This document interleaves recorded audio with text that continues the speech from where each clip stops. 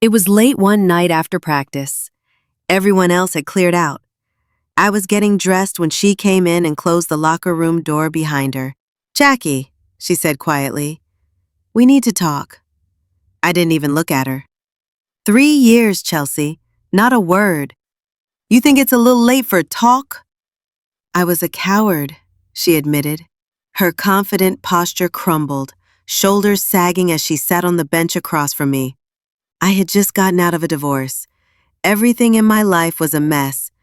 And you, God, you were so young. Her voice trembled. I hated how it ended, but I didn't know how to come back. "And now you're here," I said, trying to keep my voice steady, "as my coach." She nodded, "Which makes this even worse. There are always rules," I muttered bitterly. "And you always follow them." She gave me a look. Except that night. I stepped toward her. Inches now separated us. "No one's watching." Her breath hitched. "Jackie, I still feel it," I said. "Don't you?"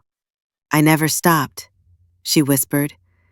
She hesitated, eyes searching mine. Then her hands found my waist, pulling me in. The kiss we shared wasn't soft. It wasn't sweet. It was full of years we'd lost, questions we'd never asked, and feelings we'd buried. It was messy, aching, and real. When we finally pulled apart, I whispered, "So what now?" "The season ends in 3 months," she said, her forehead resting against mine. "After that, I won't be your coach anymore." And then, a small smile tugged at the corners of her mouth, breaking through the mask of control she always wore. "Then there won't be any more rules left to break." The gym echoed with the familiar sounds of squeaking sneakers, bouncing basketballs, and shouting teammates. It was just another day of practice. At least, that's what I thought. I was on the floor, stretching like I always did before drills, when Carolina, our team captain, burst through the doors. Her breath was short, her eyes wide with excitement. "You're not gonna believe who our new coach is," she whispered, crouching beside me. I blinked, curiosity rising, but before I could press her for details, the gym fell quiet. The athletic director walked in, clipboard in hand, followed closely by a woman whose presence made my entire world tilt. Chelsea Mendonça. I froze. A national icon. A women's basketball legend who had mysteriously stepped away from the spotlight 3 years ago without a word. But to me, she wasn't just a famous athlete. She was the coach who had mentored me at a summer camp when I was 19, and the woman whose sudden disappearance from my life had left a hole I never fully understood. The director raised his voice. "Team, meet your new head coach, Chelsea Mendonça. She's here to take us all the way to the national championship." As the words sank in, Chelsea's eyes swept across the gym, then landed on mine. Recognition flashed, subtle but unmistakable. My breath caught in my throat. That moment, that look, brought everything flooding back.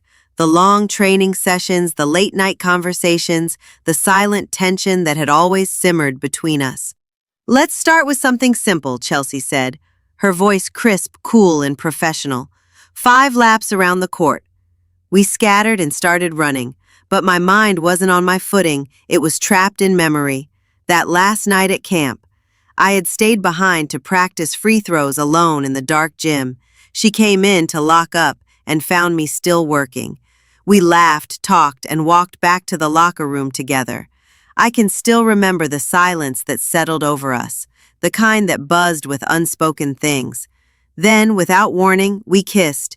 It was intense, real, the kind of kiss that makes time slow down.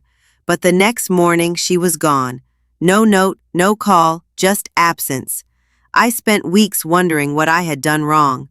Now, 3 years later, here she was, standing in front of me like nothing had ever happened. At first, she kept her distance. Professional, distant, she treated me just like the rest of the team. But that wall didn't last.